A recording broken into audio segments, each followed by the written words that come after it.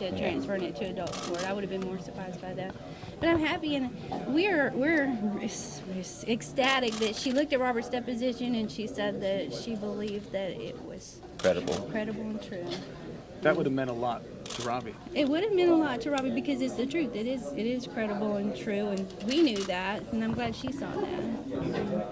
He did that deposition. He knew he was dying. I mean, I'm glad it wasn't for nothing. We didn't put him through all that for nothing. Even though he wanted to do it, he didn't feel well at all. So I'm glad he did the deposition. We're happy. We are. Are you ready to go through this again now, the trial? I'm ready because I don't know what's going to come out in the trial. I'm like everybody else. I'm like, ooh, boy, I can't wait to. I hope they put Mr. Collins on this stand. I want to hear what he has to say. I've been waiting all this time for him to hear what he has to say. Is there any frustration? It's been since '98. You know, it's been so long plus.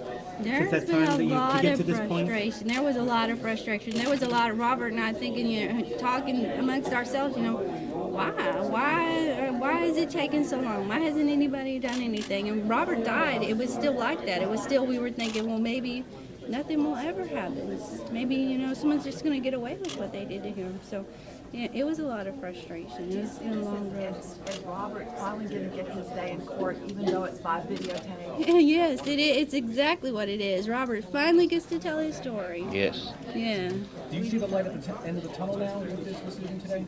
I do see the light at the end of the tunnel. I'm hoping one of these days it'll end.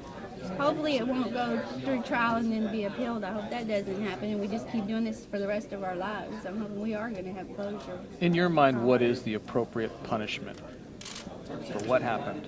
I don't concern myself beyond. I just don't concern myself with punishment. Would you like to see him go? I would like to see him kept out of society because if he gets out, he'll be living next door to someone else and they'll probably have children, and that is very scary. So, you know, I hate to say I hope he goes to prison for the rest of his life when he was only 13 when this happened, but I do believe that he's dangerous. You're welcome.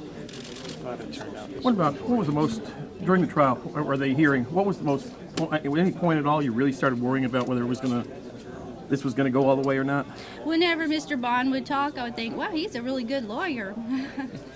What about when they brought up about the items that were destroyed, the evidence destroyed? Did that kind of worry you? That's upsetting. That is so upsetting to me because I knew that there was physical evidence, and then I had heard them say that they had no physical evidence, and I knew from '98 that there was physical evidence. So then when I found out that it was all destroyed, all of it, oh my goodness, that's very, very upsetting to me that happened. Accidentally by court order. But all those years when they said they weren't investigating. All those years that they weren't investigating, I could never understand it because I was living with Robert and he was perfectly able to